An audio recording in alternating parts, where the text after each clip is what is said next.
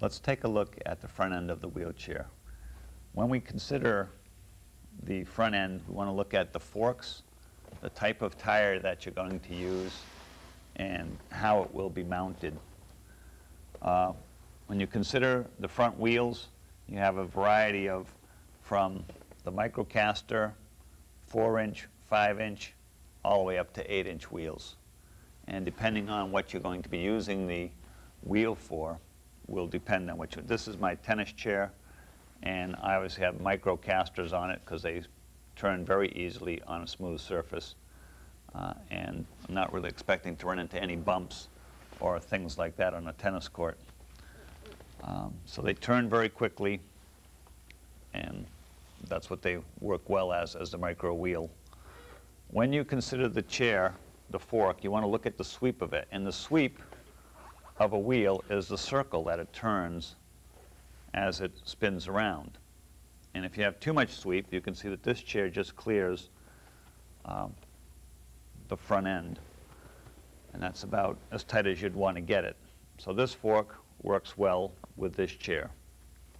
And the other thing that you want to consider when setting up the front end is to get this perpendicular to the floor. And you do that simply by adjusting these bolts. These are eccentric cam bolts that can move and tilt this front end forward and backwards. And when you get it going to the floor, you can see that this fork, the fork stem, is 90 degrees to the floor. And that's really what you want, so that it will turn and swivel very easily in any direction and doesn't have to lift the front end up or down. On this front end, this is my everyday chair. We have a different type of fork. We have a 1.5-inch extended bolt for the fork stem, and what we've done here is taking the wheel out of this hole. The axle is now mounted up in this other taller hole. And what this does is it shortens the sweep of the wheel, but it allows it to clear the foot plates while the fork stem is still in front of the down tube. And this is a very important little piece that most people don't pay much attention to. When you have this chair sitting in the upright position,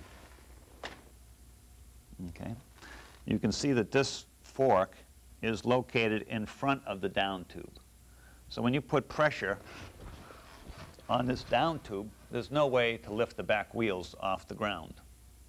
The weight is carried behind the fork stems. This chair that I'm sitting in, my brand new chair, which I recently got, the front end is incorrect.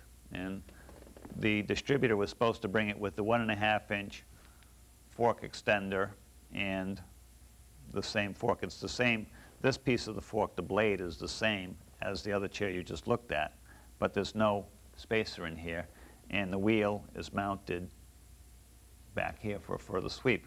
Well, the problem with this chair was it was hitting my heel loops, and so the distributor thought, well, I'll just put the left side on the right side and correct the problem, which is not what we agreed to when we bought this chair. But the problem with this chair is anytime you put weight on it, the whole chair wants to stand up on its nose. And if you're transferring and you're putting weight on a chair, the back wheels are all that holds you stationary in place because they're the only things that lock.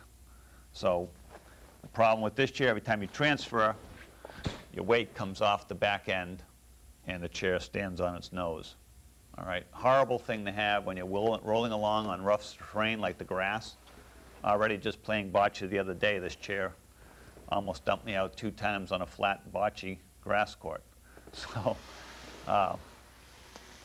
So when you're considering your front ends, try to get them dialed in right, and if you can, keep the fork in front of the down tube, not behind it, as this situation is. This creates a dangerous situation, and it's something that I'll have to change.